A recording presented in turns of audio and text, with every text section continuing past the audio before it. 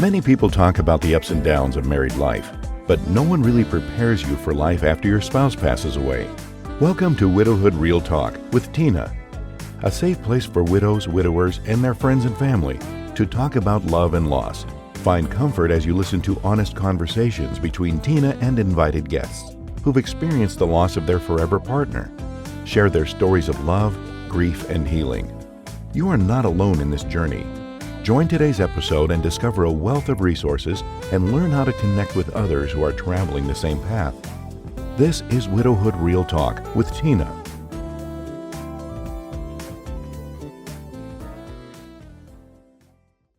Hello, Andrea. Welcome to the Widowhood.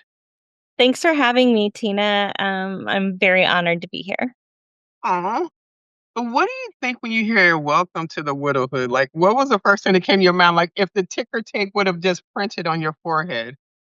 Yeah, I say it a lot whenever I meet somebody newly widowed that it is the worst club to belong to, and we have the best members.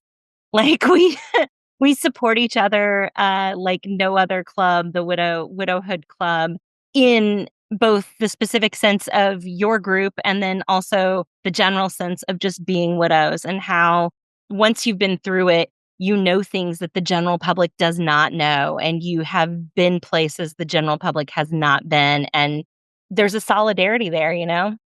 You know, wow, you nailed that. When you say, and for people that are listening, and just to make them jealous, when you say my group, what does that look like to you? And what did that look like to you before you became part of that group? Yeah, so Tina, I met you on TikTok, and I was not on TikTok prior to Brian's passing.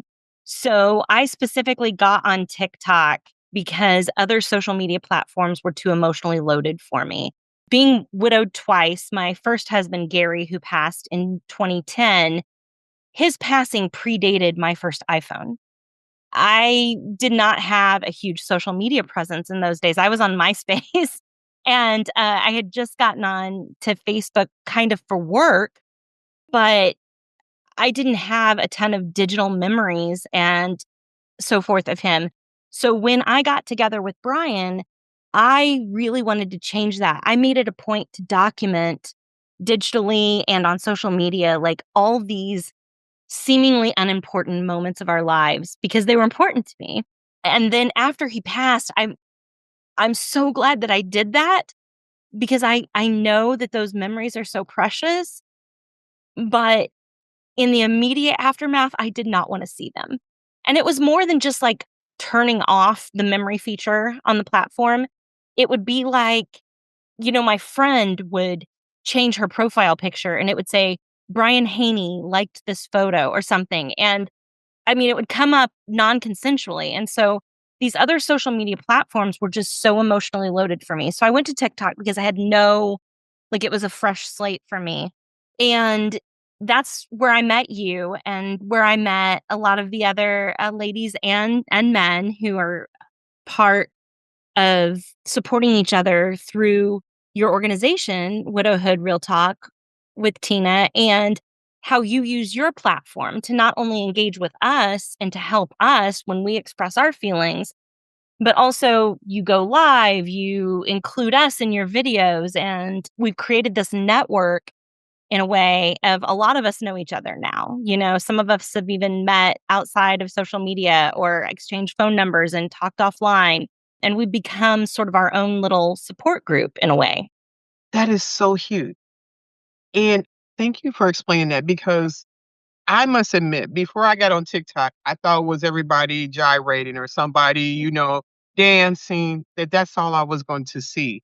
There are subcultures for any topic that you're interested in.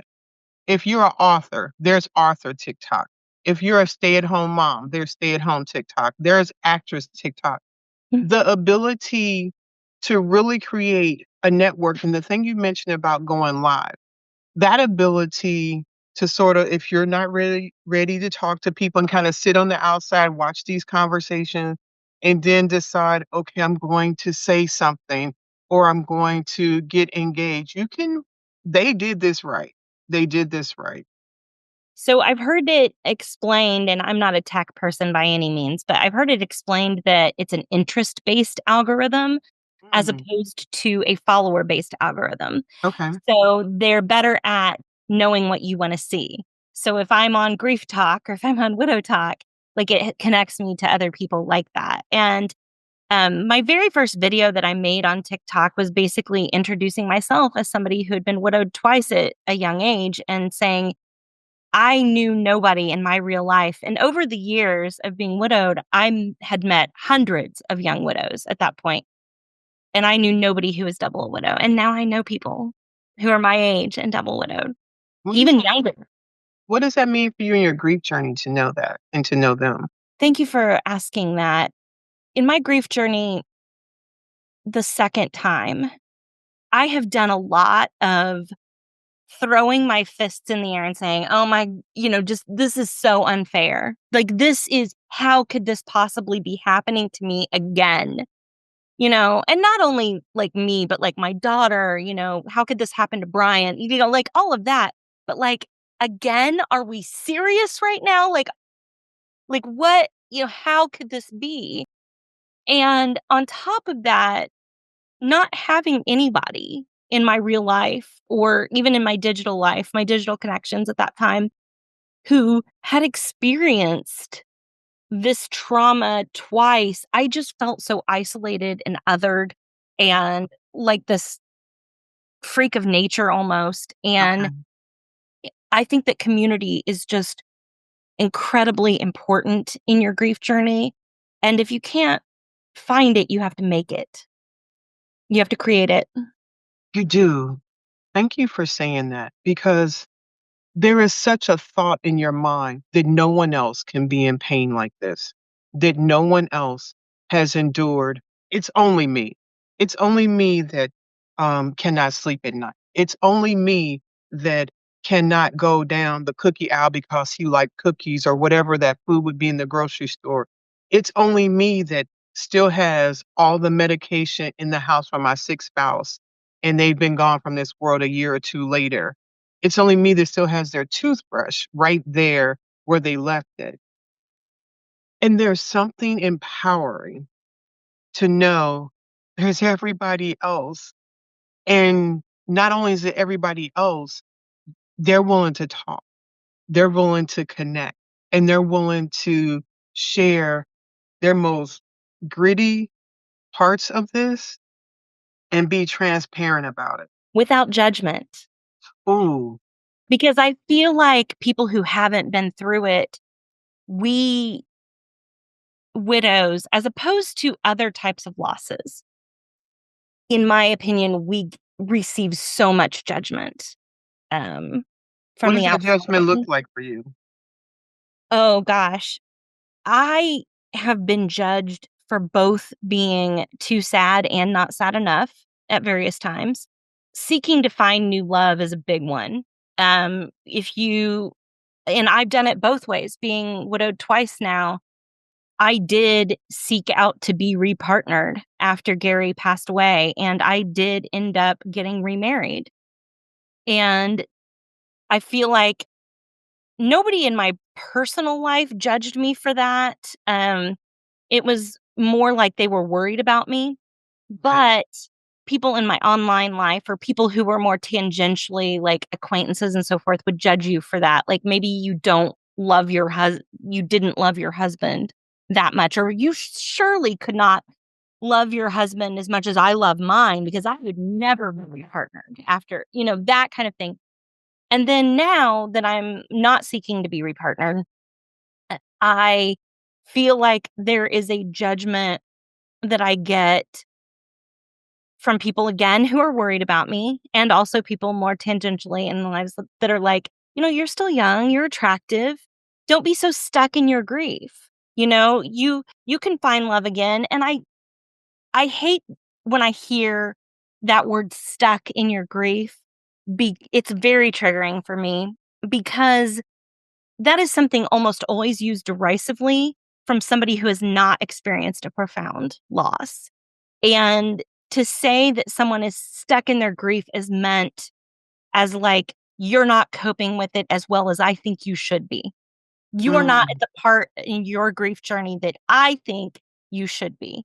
And so people think if you're, it's now been a little over 2 years since I lost Brian, and the fact that I'm not choosing to go out there and seek to be repartnered must mean that I am not far enough along in my grief journey, because otherwise I'm young, I'm attractive, I could find somebody. Okay, but Do it again. I'm young. I'm yeah, attractive. I am. But that's not important. It's not that I don't know that I'm a catch, okay? I get it. I'm a catch. It's that I'm not interested. It's that is something that is deprioritized for me right now. And even if I am stuck in my grief, I think that's a judgment word, since we're talking about judgment. Like, that's a judgment word to me. And even if I am, people it's been about 15 years since I was widowed the first time. And over the years, people have gotten better about the cliches they say. So now they say nice cliches. Like, for instance, You said nice. they say nice cliches. They do. Let So me they, catch up. yeah. So one of the nice cliches is, it's okay to be not okay. Oh, they mean it's okay to be not okay at the funeral. They don't mean it's okay to be not okay after 2 years. They don't mean it's okay to be not okay after 10 years. They don't mean, they'll say the nice cliche. Grief has no timeline. Oh, they don't mean past the 1 year mark, I promise you. You know? Okay, When hold they on. And let me be clear, because you and I have talked, shared videos, 2 Yeah. o'clock in the morning. All right, it's your turn to respond. You're not talking hyperbole. You're talking things people have said to you. You are talking about people that have literally stepped away in the depth of your pain and said, "You're still doing this and I can't be here." You are talking about real hard life abandonment and people not showing up. I've lost people I believed would always be by my side. I've lost family members and my very best friends, and it's been, losing your spouse is this level of pain and trauma that you cannot describe to someone who has never been through it. And then on top of that, if you are truly counting on and believing in somebody being there beside you through it, and they just choose not to show up for you anymore. And I don't mean like I have a personal boundary or I need to take a break, but I mean just literally Check out. you check out, and like I'm too messy for them all of a sudden. That adds another layer of pain to something that is already the most pain I could imagine. And thank you for sharing that, because one of the reasons I have this conversation, there are people that listen to this that are trying to show up for a family member or a friend, and they don't, uncharted territory, um, don't know what it's up against. What is something small one of those people could have done to stay the long game? And if they just constantly did just this one thing, because heck, no, like you just said, I had no concept of how to show up for somebody who lost their spouse until I lost mine. So for the person that's listening and trying to think, "Oh, this is heavy. Like, I'm going home to my husband at the end of the day and I'm happy. And then I come hang out with you and then I'm sad, but we're friends." What is one thing I could do consistently if that's all I could muster to do to show up?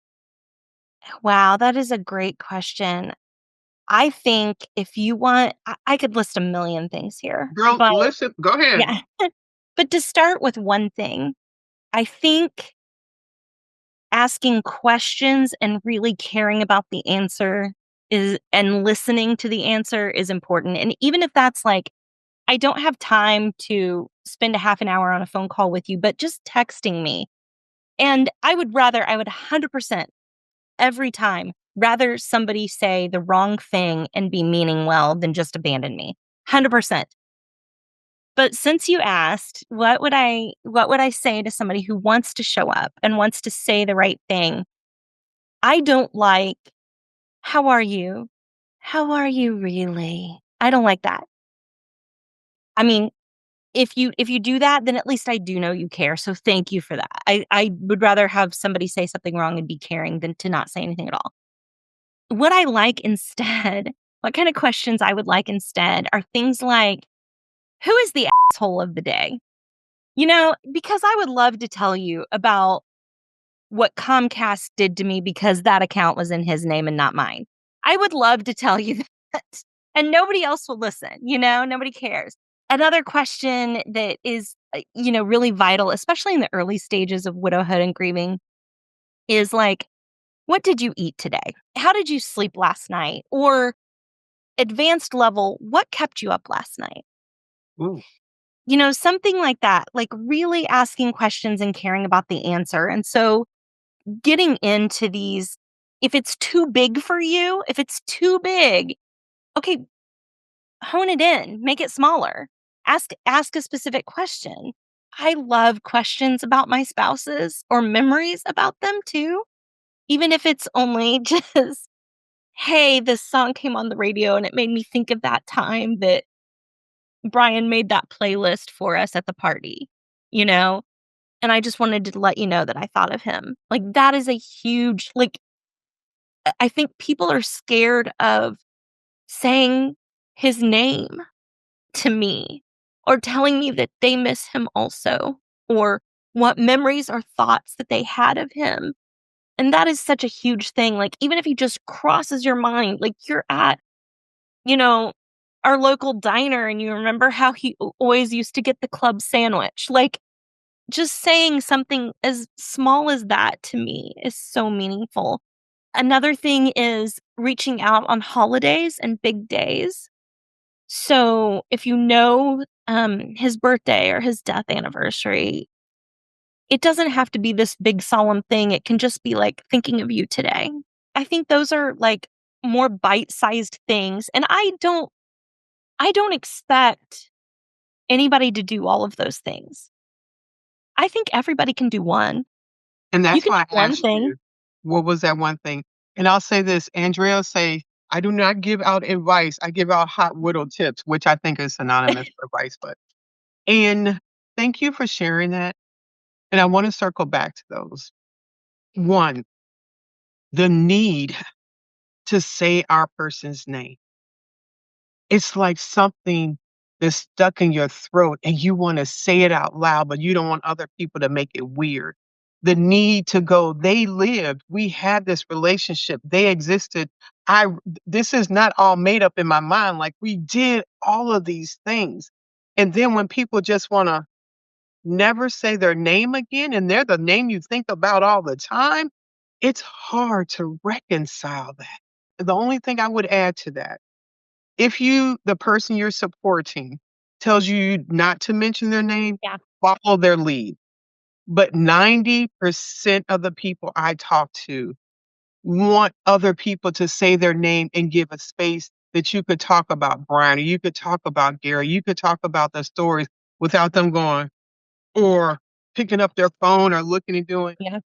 Our spouses pass. We don't have anybody to talk to. We're home alone. It's a big house, even if it's a condo or a studio, it's quiet.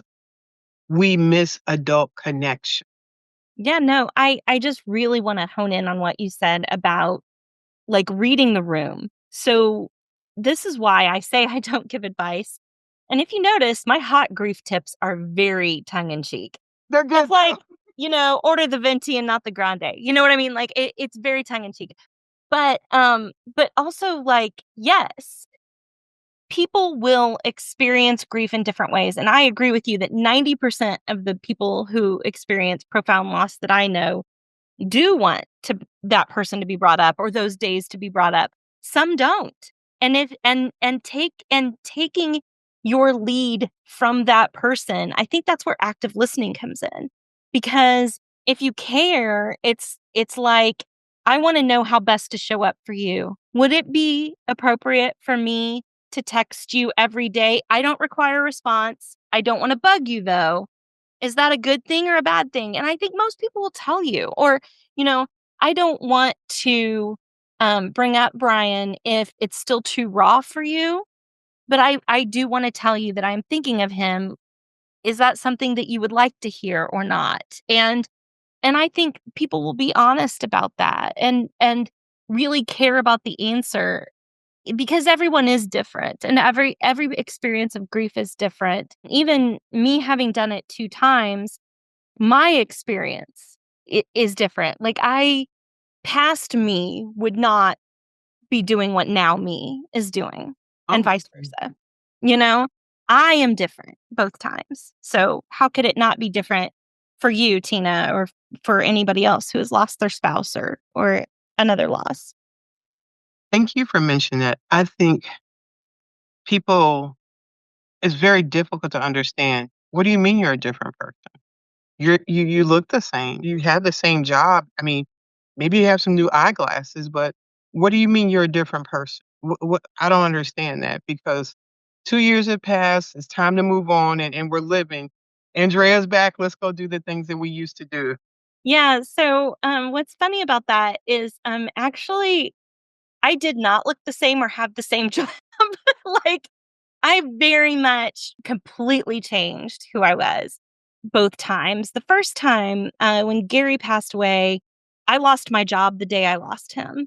So I worked for our family business. It was because he was an attorney and I was a paralegal and he was a solo practice. And so I can't practice law. So the office went away, the job completely went away. And, my whole, like, I changed my hair. I lost a person's worth of weight because of the widow diet. That's a whole nother situation. But deeper than those things, who I am fundamentally changed. I I lost my religion. I changed my religion. I the trauma of how Gary died completely changed my brain chemistry in that, he had a sudden cardiac arrest and I was right there and I had to pull him off the couch and, felt his head hit our hardwood floor and perform CPR and until the ambulance got there and not get him back. And that traumatic event, gave me PTSD and in addition to grief. So like that trauma just forever changed my brain chemistry and the way I think. I'm startled and my reactions to things are just not the same anymore. And on top of it, like the profound grief really does change who you are because losing people, as we were talking about, losing the people in our lives, my friend group, my core people, like, completely changed.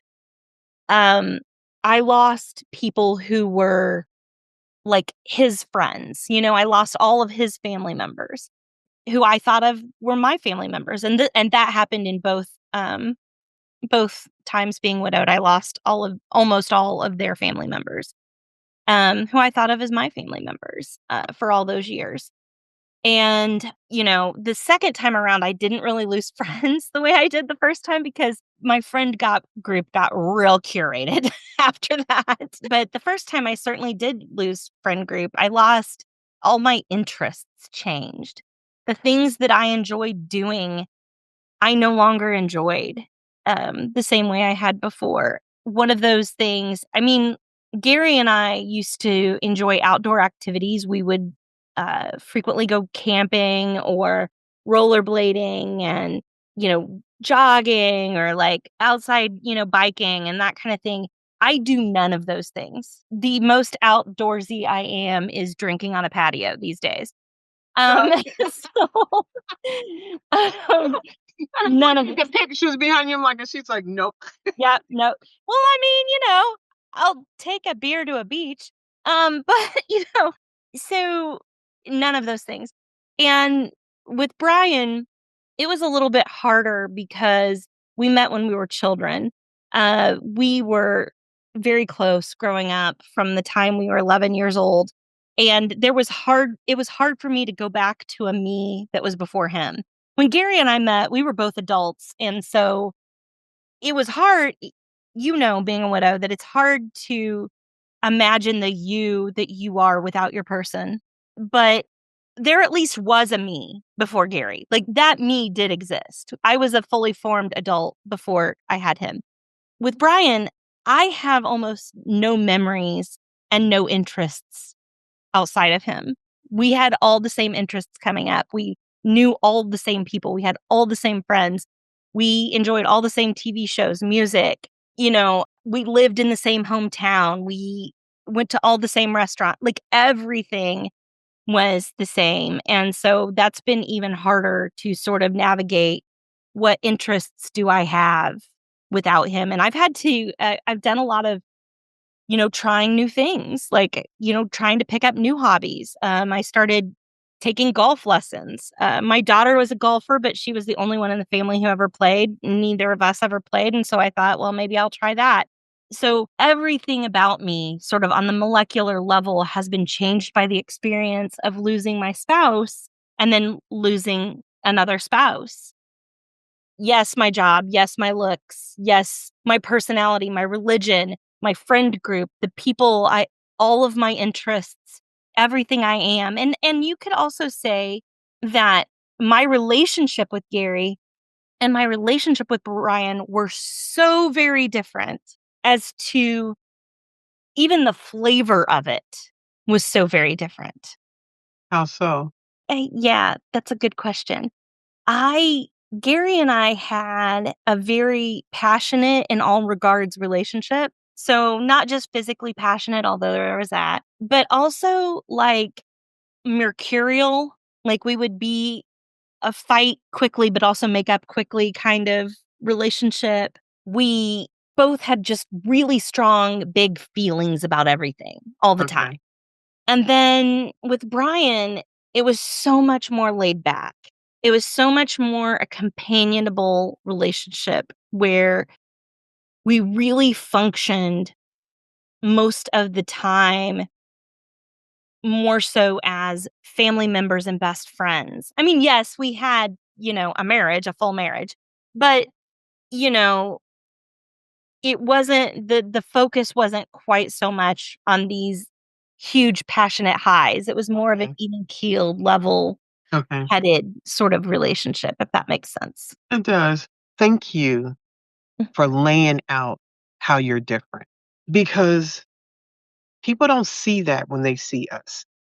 They see, I think, one, what they want to see, that she looks happy and everything is fine and I don't have to do anything over there. She's good. They don't realize how much the interests, the things that you enjoy doing, don't sit the same when our person is no longer here. They don't understand the inability to desire, to almost want nothing else, to just exist, and to just the struggle. There's, for all you that are on TikTok, sorry for you, but maybe you should get on there. Mm. There's a TikTok that you had, and I hope I'm not going to do a good job explaining this. And in the conversation, you were speaking about you're okay that you won't have joy, I think it is. Other way around. I know what you're talking about. Okay, okay, okay, take us to where I'm trying to get us to. What was Yeah. that conversation about, and what is the misnorm that people just were not getting? So I said, I'm never going to be happy again. Okay, And that caused a big lot of controversy. Oh, you'll be happy?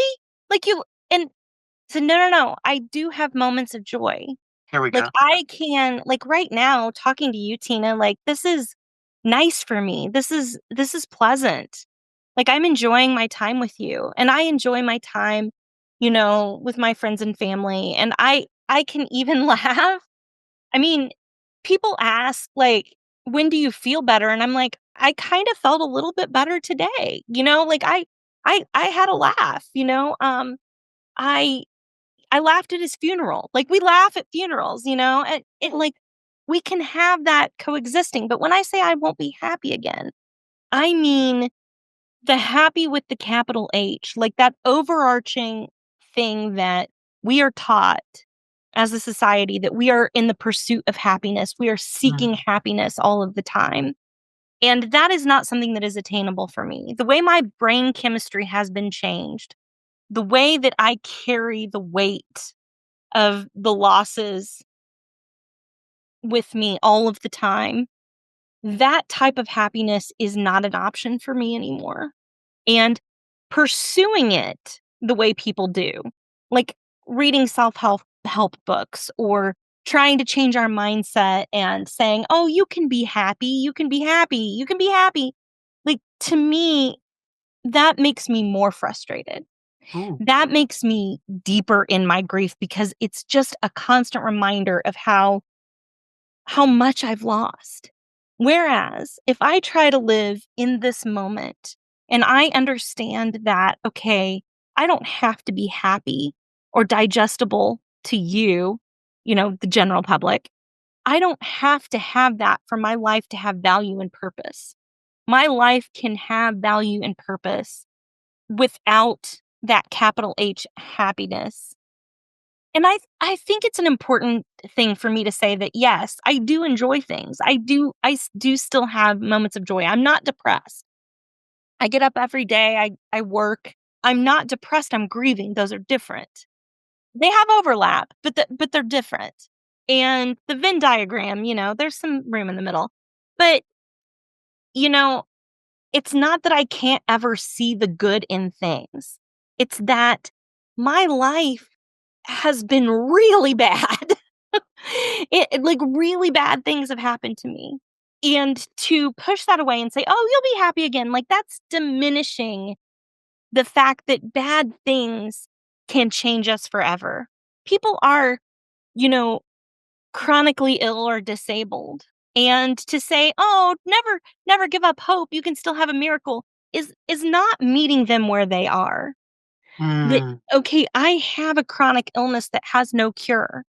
I'm not giving up hope that I might have a good day today, but where I am today and where I am now, and given our current level of technology, this will never be cured.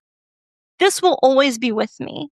And I think we need to sit in that discomfort with people that there are permanent things that can happen to us, that all the prayer and all the well wishes in the world are never going to take away. And I thank you because we often talk about toxic positivity. And the two things that you said, to sit with someone and take those clues from them, Brian and Gary are not coming back. That is a reality. You're not in denial about that. And I would dare say everybody's had part of their grief journey has had deep depression in it. I don't think you can navigate when you've had this deep loss that you don't skirt into that area. But it's okay that you're not here. This isn't like, my ice cream fell off my ice cream cone and I'm just going to get another double scoop of butter pecan. Life is shook. Life is down to the bare level. And there, Everything about it. yes, I mean, a partner loss is different than other kinds of losses in how it impacts you every single day. Every single molecule. My financial life, the housework, the cars, the pets, the parenting, the clothes you buy, the food you eat. Every single thing is touched by your partner. And so it's missing that person. It's been, robbed. The earth has been robbed of that person. And my life has been changed forever also. it has because they leave and we still have this remnants of this two-person financial setup responsibility because they've left. No one says, okay, well, I will I'm going to take out the trash every day person, or I'm going to pay the bills, or we didn't have life insurance and I'm going to make sure all your bills are paid. People can barely hear we're sad, let alone the work of being ditched by them and what that looks like and being left with all the responsibilities. And I think that what you said about life insurance, that's been kind of a hot button for me because my online presence has gained some traction. And people, yeah, it's not good. But I was sometimes about to say, I for the need to wrong go look. side. Okay, sorry, go ahead. Sometimes so people find out that I'm double widowed, and they wanna say, "Oh, you're Oh, gonna be in the state line." double money bags over here. Right, Okay, right, double, okay. double, and something like that. And I did have life insurance with Gary, and I did not have it with Brian. Hold on for a And second. Let yeah, me just say this. Get life insurance. if you If can. if you are going out to eat once a week, you can get some life insurance. So I would beg to differ with that.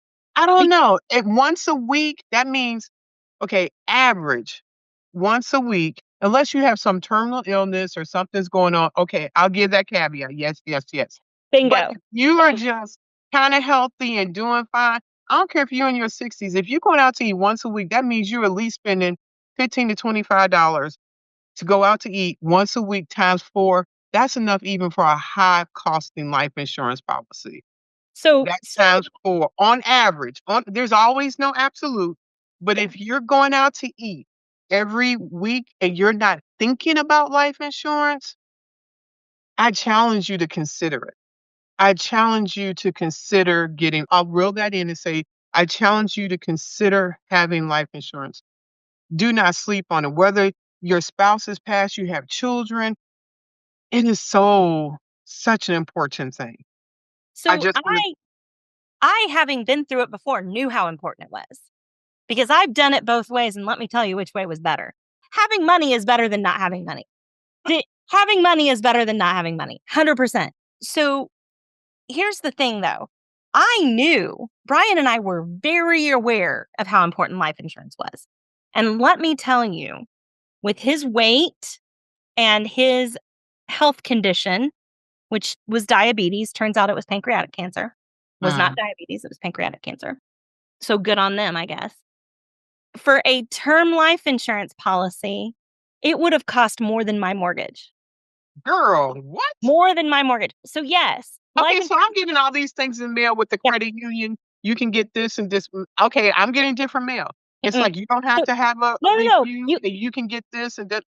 I got all that mail too, Tina. I got all that mail too. Try it. Okay. Call them. Ask for it. Tell them if you have any health condition, if you are overweight, if you have ever smoked, anything of that nature, I promise you, Okay. it is not that easy. Life insurance is incredibly important. If you are younger than 30, go ahead and do try to get as much life insurance as you can afford. I 100% would agree with that. But just know that it is often not an option when we get to be older and having And you different should. health My late husband conditions. and I got it in our. It was like we got Yeah. married, we got life insurance, and did that. That's fair. I will definitely take that. And Gary The had it older through we get, the yeah, more complicated. and Gary had it through his employer, which was the federal government. Mm. So that was great, but Brian didn't have that option. And we knew how important it was. We tried, and he did actually have life insurance when he was young, but when he got and they can't cancel you for having a health condition, but basically at the renewal term, Oh, he when he did the blood work, they found out that's how he found out he had the diabetes actually. okay. And they canceled him. And then to get a new life insurance, it would have cost over $1,200 a month. Let's put it that way. So we're not talking about a small amount of money. And Okay. if we had an extra $1,200 a month, we could have just put that in a savings Oh, so account you and just spent put that that aside money, and wait right? for yourself. I Right. don't need life insurance if I have an extra $1,200 a month. A lot of people don't have that. Yep. But the second thing I want to say about life insurance is people assume that it's a windfall. Because I will tell you, it was a large amount of money in Gary's case. That amount of money to me today would be life-changing, and it was then. It allowed me to stay at home with my daughter, to stay in our same house, even though I lost my job and his job. It was a large amount of money. However, it was only 2 years of his salary. It was 2 years of his salary. So that sounds like a large amount of money on paper, but when your entire life has been changed, that's not a windfall. That's I had to pay. I didn't have to pay for his funeral because he was buried at Arlington National Cemetery, and that's free. But I did have to pay for his cremation. I had to pay for the wake that we had after the funeral. I did have to pay for travel expenses for us me and his immediate family to go to Arlington, Virginia from Indianapolis. And, those aren't small expenses. And then on top of that, there's often, his expenses, like, that I have to continue to pay. Like, I got rid of his car as soon as I could, but I still had to keep making the payments until I did, things like that. And so it's good to have, and it certainly is a privilege. It certainly gives you Privilege. I had time to catch my breath. I had time to take care of my daughter, to do everything necessary for us, to keep her in her same school, to keep her in her same house, to keep our pets, Yes. and not have these secondary losses on top of it. That was really important and really good, but it didn't make me rich. Didn't make It's us not rich. like you're sitting there, you don't have to spend it and live and Yeah, exist. And Imma yeah. tell you, it's hard getting a life insurance check. That was true of me too. I felt like if I had gotten that kind of money when he was alive, think of the vacations we could have taken. Like, that would have been so nice to have when he And was now that his death is on the other side of that, Yeah, it was like I it wanna was ask awful. a tough question, hopefully you'll go down this road with me. Absolutely. What is it about our faith and religion that is just so jacked up when our person passes? And I want the real answer. No buttercup. So I can only speak for me and my experience of that. This means no Andrea tips, this is just her Yeah. expertise. This is just me. This is just me. But, for me, I was very much raised a Christian. I was a Bible bowler back in the day, A and Bible what? a Bible bowler, meaning I did the quiz game that is the Bible. If you Google it, it's still a program to this day. Okay. You would memorize big parts of the Bible, and you would travel all over the country, and you'd compete with other youngsters for, Oh, like, okay, Bible okay. college scholarships I and thought stuff. there was bowling involved. I'm like, "Hold on, Yeah, what no, is" Okay. like Quiz Bowl, Bible Bowl, okay? Oh, okay, Yeah, BOW. Okay, yeah, okay. yeah. So, I was very much a believer, and I still consider myself a Christian, by the way, but what has changed is I really believed that God being in control and me having faith would change outcomes here on earth. Okay, And I no longer believe that. okay, I think that if there is a God, our faith and our belief leads us to our actions. okay, It can be a comfort to us. We are the ones who can change what is here. And our faith, and if there is a God, then, our belief in him, or our belief, whatever those religious beliefs are, speaking for myself in Christianity, but whatever that faith is, right, I can draw on that for my own comfort. okay, And I can draw on me as a Christian, the teachings of Christ to help others and to find purpose in my life. okay. It's up to me to do the actions that Mm, that I can't I assure you that nobody was more prayed over than Gary Lott and Brian Haney in the history of people praying over people. Why did Lazarus get risen from the dead and neither of my husbands? Why? okay, Nobody has ever prayed over anybody, and it's almost an insult to say, God is good when your person lives and my person died, mm, because because that's arbitrary. If that is God's will, then I don't wanna know him. I don't wanna know that God, because if it is God's will to put so much suffering into the world and to arbitrarily pick, you know, mm, this person lives and this person dies, or this person dies peacefully in an old age and this person suffers, and, like that, right, that's not a God I feel is worth worshiping. That is not a person I wanna know. that's fair. Instead, what I feel is that we live in the Christian tradition of this is a fallen world. We have been separated from the perfect, humanity and creation of God. And as such, where we live and what we experience is the natural world. It's not supernatural. By definition, supernatural means outside of the natural world, right? Okay, So that's unknowable with our five senses. If we know it, it's somewhere outside of these five senses. It's not observable. It's not scientific method. It's outside of the natural, Okay. right? And so therefore, it has nothing to do with what happens in our natural world.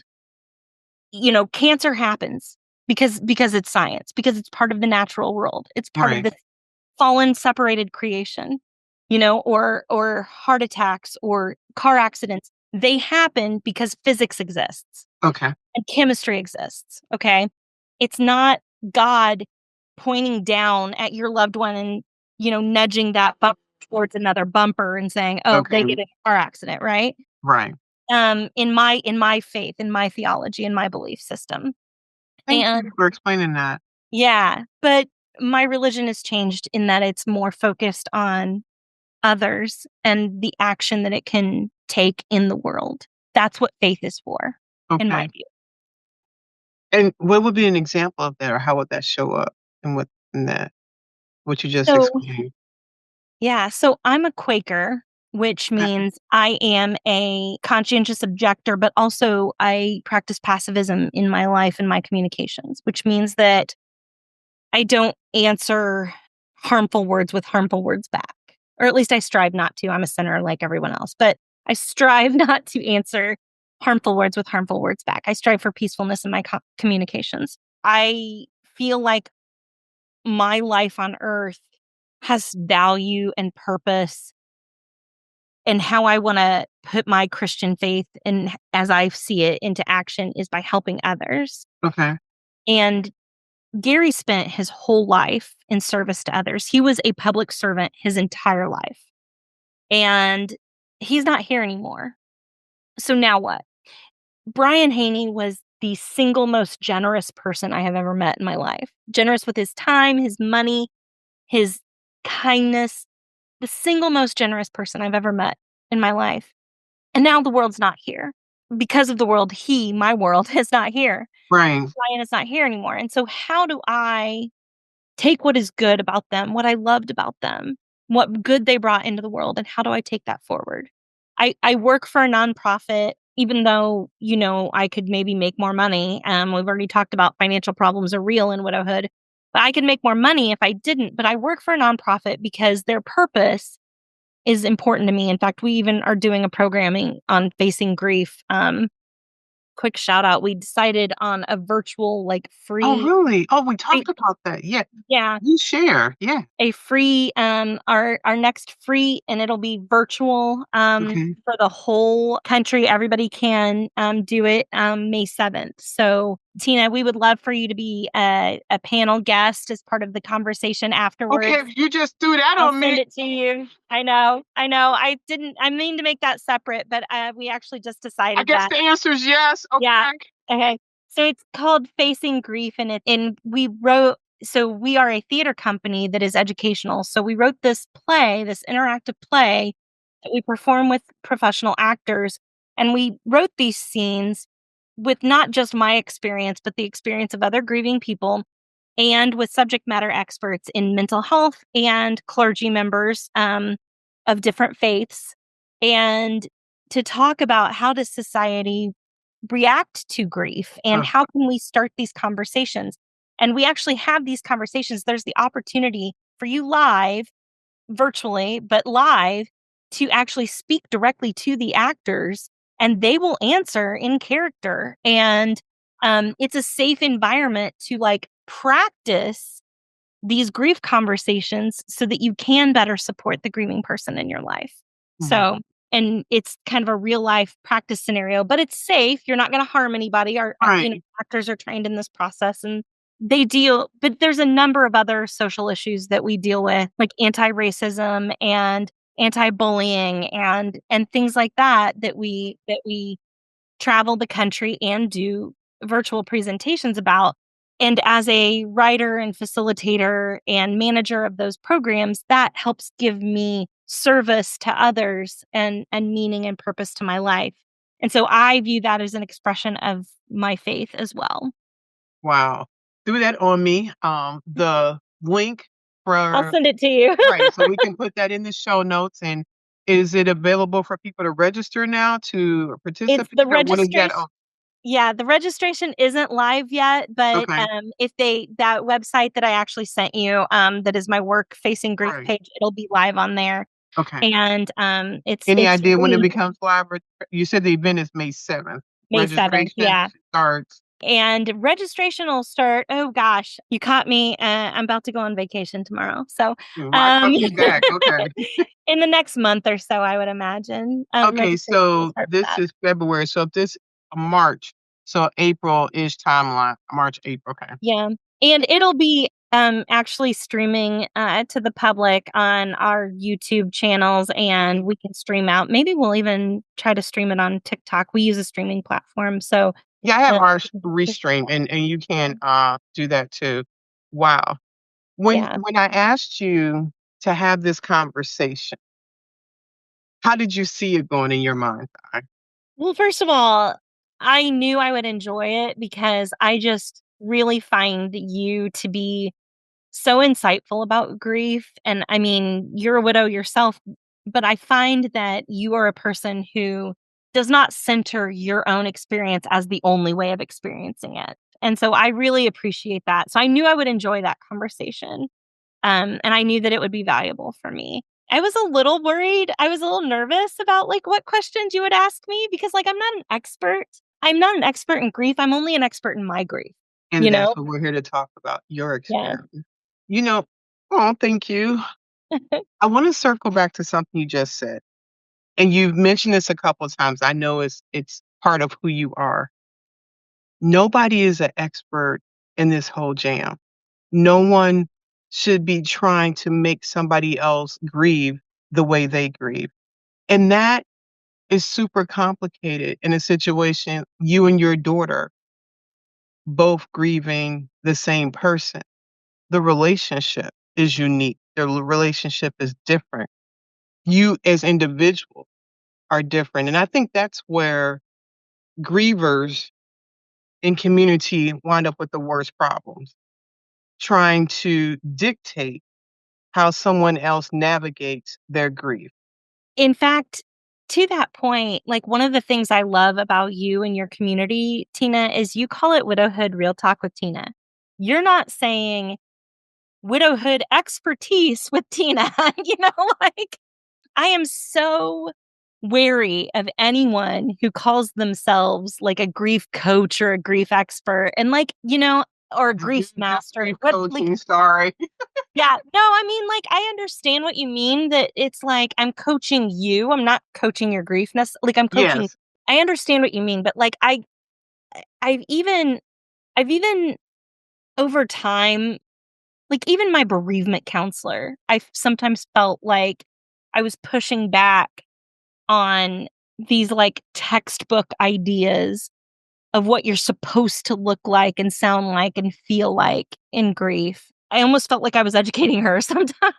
I can relate to that because I felt like my therapist did fantastic, but I was getting to the point that I felt like we were looping the same things that I had to do. This situation would come up, she told me to do this, and I was like, "Okay, it's gonna be cyclical. I'm gonna have this triggering moment, then I'm gonna need to do this, and then respond this way because this is gonna happen." And I told her, I said, "I think I need to go it by myself." And I'll never forget the look on her face. She said, "Are you self-disconnecting?" I was like, I didn't know it was a word, but you've been good to me. My husband died. I can't tether to somebody else. Someone else cannot be my life source. I need to figure out how to do that with the information you've given me. And that was hard, I think, for her to accept. But I was like, if I don't figure this, I mean, let me be clear. Having a mental health professional therapist is a life thing for me. But in regards to that trauma and what that looked like, I needed to find my own footing. If not, I felt like I would never get forward in the life and living that. So I relate to that because people often this is not this is what is it saying? All grief is what is your All grief say? is the same and all grief is different. Both And things are true. what does that mean? So, all grief is the same. The first part of that is that to me, grief is a universal human experience.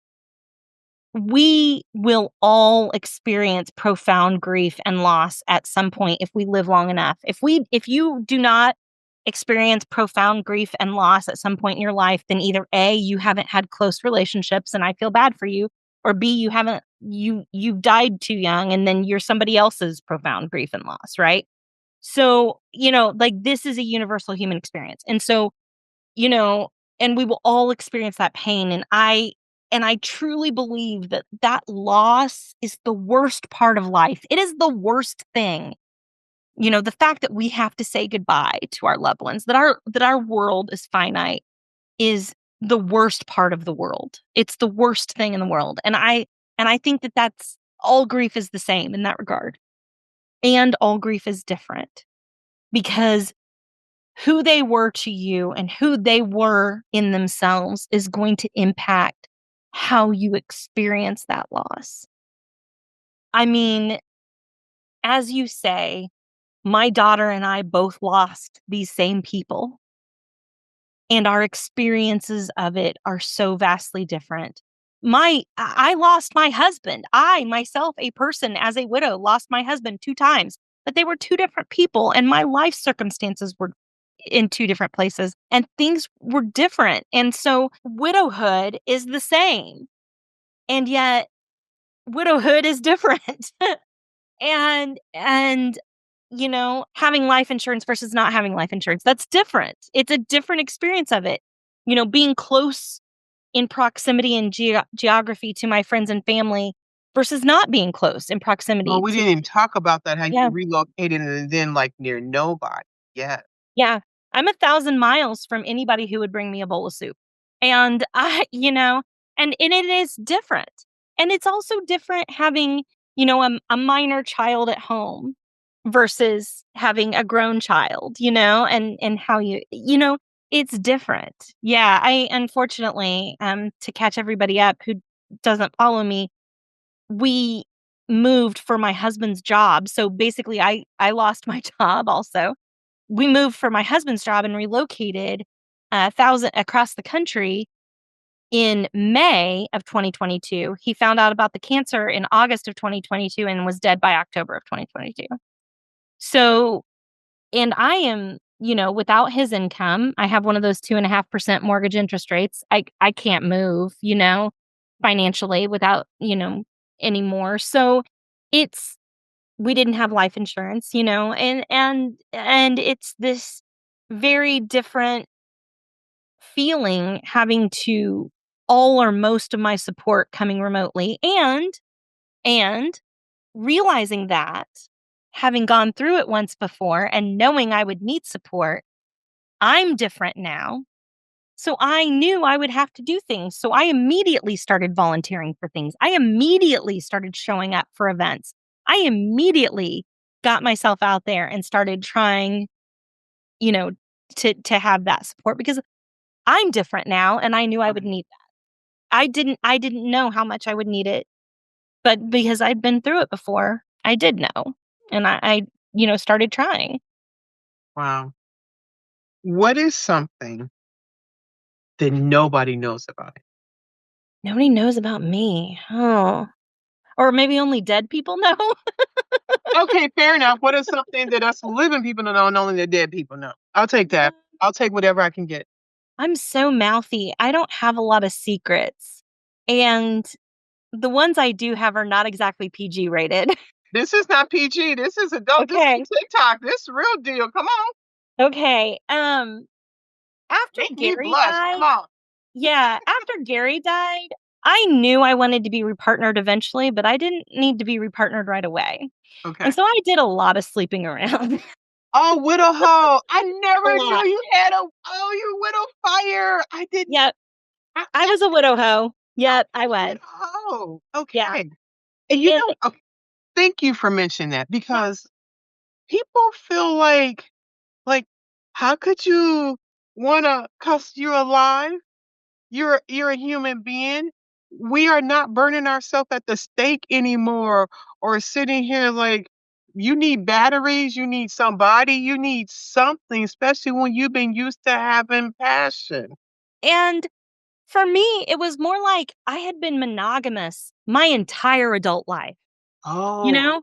And I wanted to sow some wild oats. Like, okay. like, I have a past now. Like, I can be a party girl and have fun, and, you know, I had a child at home, but my mom and dad lived close. And, Okay. grandma and grandpa liked having her over on weekends, you know? Nice. You know? It was the kind of thing that I'm really glad I did it, and it's one of those things that, like, people from the outside would judge you if they knew. I don't think anybody that's a widow would. Nobody that's a widow. Nobody that's a widow, because going back to something you said, how changed you are after your husband passed. I would dare say if I would have heard that and I wasn't with her, like, "Really?" Now I'm like, "Girl," like, I when Mark died, I was like, "Man, like, am I gonna be sneaking around? Like, how am I gonna keep on the low?" Girl was dusty and dry. There wasn't nothing going on. I was like, "This is the most boringest widow experience." Like, I heard, but there wasn't nobody really where I lived anyway. It was gonna be like something I was just like, I thought I was gonna be going 2 states away trying to be doing something, like the fire was gonna be burnt. I'm so low key kinda jealous, like, And, and that's another way in which I say grief is the same and all grief is different because now, where I am at now in my life, if I never have sex again, that's fine. ain't that crazy? Like and it's just that that's not a priority for me. That's just not something that I care about. I But at the time, I mean, I was sowing all of the wild oats back in those days, but I got it No out of my oats left. system, I guess. I got it out of my system, you There you know? go. Like, yeah. So, and I think it's like, people say what I hate about it, what I hate sometimes I do this is part of my hot grief tips. Like, I hate when people wanna advise widows to be like, "Oh, you can't. You have to feel the feelings. You have to be in it." Not every minute of every day, I don't. Not at If all. I'm And not every day do you even wanna talk about it, or you Yeah, want dark humor jokes. Like, it's like, yeah, they're dead. I know I'm more than a widow. I am that, but there are other things about me too I wanna talk about. yeah. And also, like, I have to work. I can't always be sad, Like, I Girl, we have to get cannot fall money. apart all the Mm, time. you Yes. know, I have to be a parent. I'm now a grandparent, and Yay! I'm like, I can't be like weepy, sad granny, all the time. So whatever it is that makes you feel better, even if it's not the most healthy coping mechanism, you know, I I'm in therapy. I go to support groups, I yap my head off. I can also have relations with a bunch of 25-year-old bros if I wanted to. Like Yeah. that's okay, I can also down a bottle of wine by myself in my own home if that's what I want to one time, like not every day, but Mhm. like, if that's what I want to do and I'm safe and my child is taken care of and, I'm paying my bills, no dollars, no opinion. You're not funding my lifestyle, you don't get to say. Yeah, financing, there's 3 F's. Yeah, if you're not doing any of that, and if you're not even really like my friend, Yeah, like, what are we talking about? yeah. I have enjoyed this conversation. Thank you. Anything you wanna Thank ask you. me? So I guess my question for you But is, she had one, okay. yeah, I have a question for you. Do you How do you view as somebody who is widowed and repartnered, like how does it make you feel to talk to somebody about like me who has been through it twice? Like does that trigger feelings of anxiety or like how does that make you feel? So, my dad's mother was married 5 times and 5 times a widow. I So have a you have cousin. experience. Yeah, I was it like, I happens. don't know if I got that kinda long game. I have a cousin that's been widowed twice. When I talk to you, what I would I guess if you I never thought of that, but I would think she was willing to love again and make herself available, and I was too. I thought about when I got married to Fred. He's older than me. The potential is high that I would be widowed twice, but I would not have missed this opportunity. I would not. if someone told me for sure I'm gonna be widowed twice, I would probably think, "I'm so glad that I met him." This relationship with Fred is something I did not have with Mark, and I would have been the loss. I would have lost. And for him to have been in a good relationship because he had been in ones that were not healthy and sustaining, that I believe I was a gift to him too. And there's nothing about talking to you that's like, I mean, I know they died. No, I mean, it was just for me being married and Mark died. Like, if Fred sleeps in too late, I'm like, you That's what? how I was. You Yeah, like that's you how I was. okay? Like he goes hunting. He's like, "Do you want me to call you?" Like, so one thing, if you don't know, the widow dark humor is strong. So Yeah. one of my sisters, she knows about this thing. Like if he's gone too long or he hasn't called in, so he'll go hunting and she'll come and she goes, "How many times has Fred died already?" I was like, "Only like 23. Like last time it was 50." So it's like, but in my head, that happens because Mark died. Nothing about talking to you triggers me or does anything like that.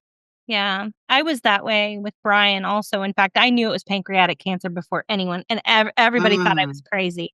And I said, "Okay, yes. In fact, I am crazy. That's fine. I'm not wrong." Because everybody thought it was like you with the hunting, that it was, that I was making this up in paranoia. my head. No, I knew it was worse than what everybody thought. But Huh, yeah, and I can be crazy and correct. I can be both things, I promise. exactly. And the other thing, there's a lot to learn from you. Mm, I think that there's a lot for people to learn. And the happiness and the joy conversation, the way you articulate that in the post and people trying to comfort you, different stuff, it's like, I don't think it's hard for them to realize the reality of the depth of this thing. And I'm looking forward to you just sharing what are your high widow tips and information because this is this is this is heavy work. This is crawling through hot lava. And I dare say, if anything, I would want to lean in. Like when Mark passed, I leaned into every widow that I knew. I called them and I wanted to understand, like, how do you do this? So if I outlive Fred, I'll probably, girl, okay, so now what we doing? I mean, like, I told my younger sister, like, if Fred leaves this world, don't think, oh, she's got the handbook. No, this is gonna be double worse. Like, y'all just you're moving in. Like, I don't know what you thought you were doing. Like, expect 2 times worse of before. Do not expect this is gonna be like, oh, she's been here before. No, no, no, no, no, no. So it's when right. you That's right. And because all grief is the same and all grief is different. And if somebody had told me for sure you were gonna be widowed again and would have told me the outcome, I would have never gone on a second date with Brian. mm, So I'm glad they didn't tell me yeah, because I would not have chosen to do that. it's hard. It is hard to I mean, I didn't even contemplate how I could have been with Mark for 32 years and be this connected to another person. That Right. seems unfathomable. Like, Right. that can't happen. Like, there will be some lesser version of a relationship or, like, this is like an arranged marriage, like, we hang out and it's fun together. It's a whole 'nother thing. Bingo. I think that is the most important thing I would tell people, who might judge from the outside, widows who are repartnered, is that I never believed I could love that strongly again. And did I ever love that same way again? No, I didn't. But I loved just as strongly, if not more so, the second time. And I would have never believed it. I would have never. I knew I wanted to be repartnered because I didn't want to be alone in my life. But I thought, oh, this is a way for me to not be alone until I really caught the feelings and I really built this life with this person. And I really had all of the joy and pain and ups and downs and to see Brian being a stepdad to my daughter and like how amazing a step parent can be in your child's life, like how that can be the best thing that ever happened to them too, and how wonderful that is. I just think that the fact that you cannot imagine it now does not mean it does not exist. Mm, That you can't imagine it now, don't try. Stop working on trying to imagine it now. Have empathy instead for those of us who have lived it. mm. And it's not important that you can imagine this made up fantasy in your head of what it should look like or what it might feel like someday in the future. What's important is how you are showing up and the empathy that you have for the people who have lived it and do know it, because you can't imagine it until you live it. You can't. You cannot. You see these TikToks where married people are talking about, "What would you do if your spouse passed away?" I would never. I almost wanna go, "I can't wait till it happens so I can see your response." Like, "Can you pull me up on the Rolodex, like, when you really in that trash? Because I dare you it's gonna be different than what you think, no matter And what you thought it was. It's just the yep, experience, even if you just it's not about repartner, it's about your level of despair. Your level of trying to understand how did the sun come up and I haven't brushed my teeth in 2 weeks and I'm just checking my armpits and they want me to come back to work in 3 days. yeah, it is. And even now, boy, my house words are never say never. My that are like it's a Game of Thrones thing. My house, because we live here in Florida, after having bought and built our dream home, our age in place forever home where we are never moving again, and well, here we are in Florida. So, so the house words are never say never here. And so even now, even though I am not prioritizing being repartnered and I don't want to date, and like I said, I could care less if I ever have sex again. All of that to say, I might fall in love again. I, Absolutely. you know, and the fact that it's not a priority for me today and I can't imagine it happening or whatever, you know what? A lot of things have happened to me that I can't imagine. And here Girl, we are. say that. Thank you so much for this conversation. I wanna allow you to close this out and share whatever you would like. So I want to thank you sincerely from the bottom of my heart for having me. And I hope that this reaches the people who need to hear it and that it helps others, because that is how I move forward in my life, how I put foot in front of the other these days, is to know that something I might have experienced or that I might say might help somebody else. And I know you're helping a lot of people. And so I'm honored that you have shared your platform with me so that I can hopefully help others too.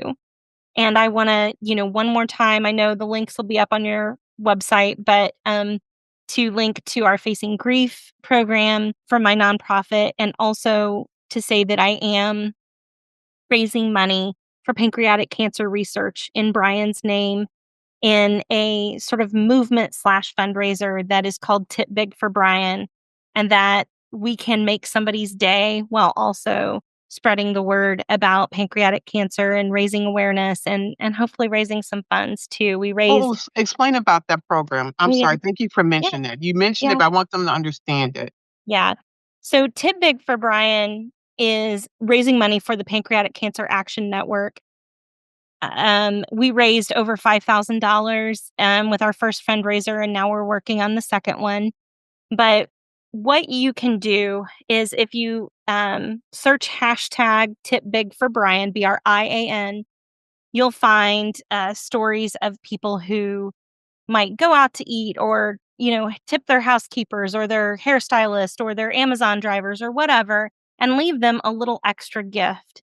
And I have little QR codes that link to the fundraiser. And so if that's a gift that you've received, you might post on social media saying, hey, thanks for the hashtag Tip Big for Brian, and kind of help create this sort of movement and community that remembers him. And if you scan the QR code and you go to that fundraising website, it'll tell a little bit more about Brian's story. It'll give you some facts about pancreatic cancer and give you the opportunity to donate to the nonprofit Pancreatic Cancer Action Network, which not only provides research into new detection and treatment for pancreatic cancer, it actually also directly helps families affected by pancreatic cancer. Every family that is diagnosed or newly diagnosed with pancreatic cancer gets assigned a social worker to help get them into clinical trials. And this is all free. They get information packets. directly. Really helped Brian and I when he was diagnosed. And then the third thing they do is advocacy. So they lobby members of Congress to increase federal funding and so forth for pancreatic cancer research. Pancreatic cancer is considered a less survivable cancer. And of all the major cancers, it has the lowest 5-year survival rate. And the Mhm. only way to change that is to throw money at that problem. Thank We are you. trying to do that in Brian's name. Awesome. Thank you so much, Andrea. Thank you for being here, and Mhm. thank you for sharing your journey. And for anyone that is listening, I am sorry for the person that you have lost that has drawn you to this conversation, but I'm glad you're here, and welcome. Thank you for spending another episode with Widowhood Real Talk. If you found the contents of today helpful, share the episode to anyone you know who may need it. Subscribe to the show and tune into Widowhood Real Talk each week. Then visit widowhood-realtalkwithtina.org to join the community and access additional resources. Remember, you are not alone in this journey.